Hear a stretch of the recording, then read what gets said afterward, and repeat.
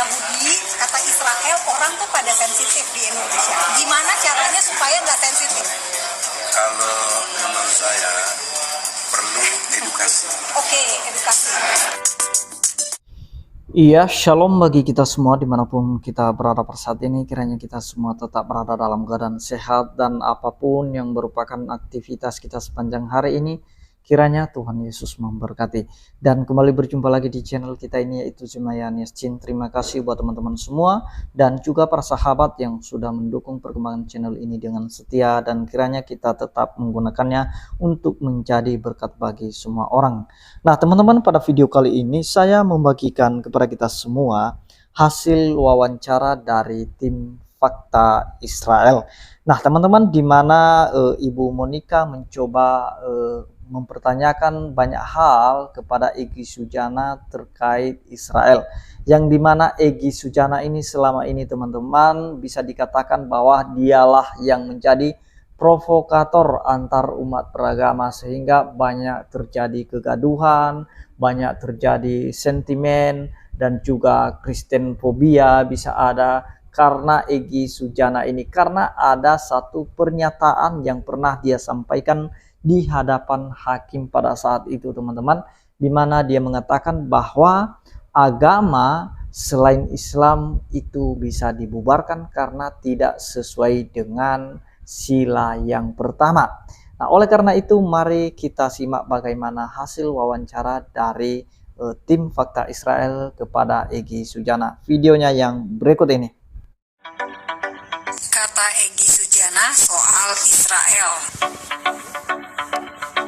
Saudara, usai catatan Demokrasi TV One, Fakta Israel mewawancarai Egy Sujana.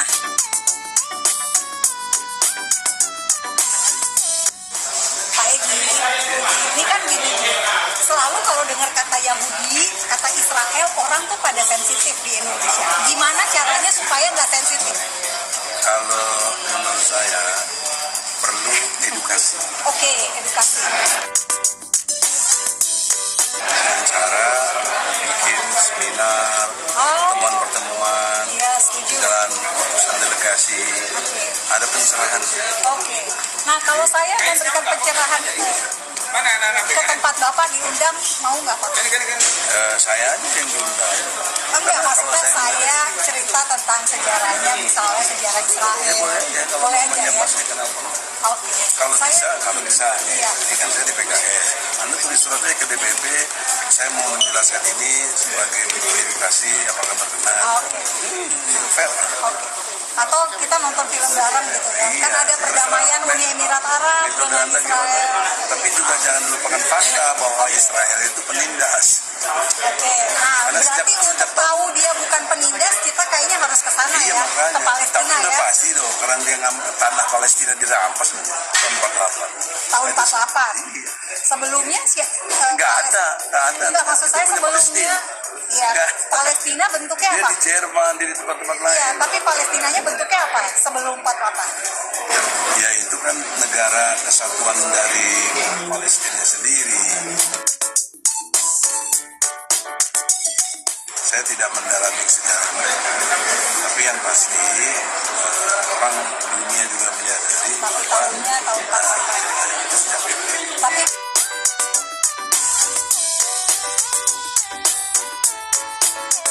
Tapi Pak, Egy mau ke Al-Aqsa ya?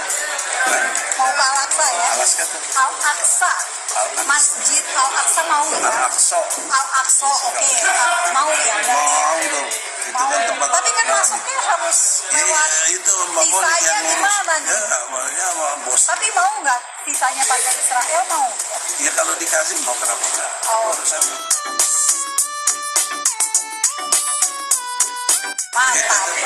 Tapi saya nggak tahu keamanannya gimana, bisa aja nanti. Aman dong, aman. Takut kena rudal Gaza ya Pak? Iya. Rudal Gaza. Bilang PKS temennya Hamas. Jadi nggak bakal kena rudal. Ya saudara, kenapa Fakta Israel bilang PKS temannya Hamas? Karena keduanya punya basis ideologi yang sama, yakni Ikhwanul Muslimin, atau dalam bahasa Inggris dikenal sebagai Muslim Brotherhood. Nah, Hamas yang berkuasa di Gaza saat ini adalah dulunya cabang dari Ikhwanul Muslimin.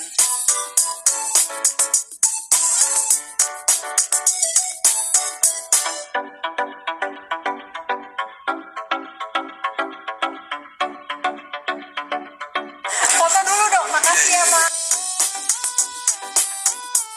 Saudara, Fakta Israel menutup video ini dengan satu kabar baik, yakni Israel dan Arab Saudi dikabarkan akan berdamai tahun depan. Damai selalu baik, berdamai pasti baik. Damai dimulai dari diri sendiri. Salam damai dari Fakta Israel.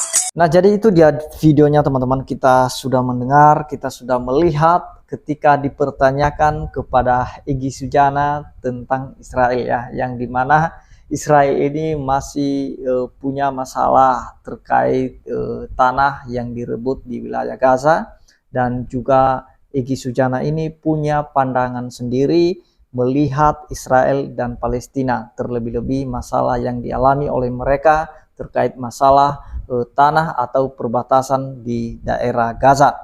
Nah, teman-teman, ketika dipertanyakan kepada Egy Sujana bahwa bagaimana kalau misalnya Egy Sujana itu bisa langsung datang ke Israel.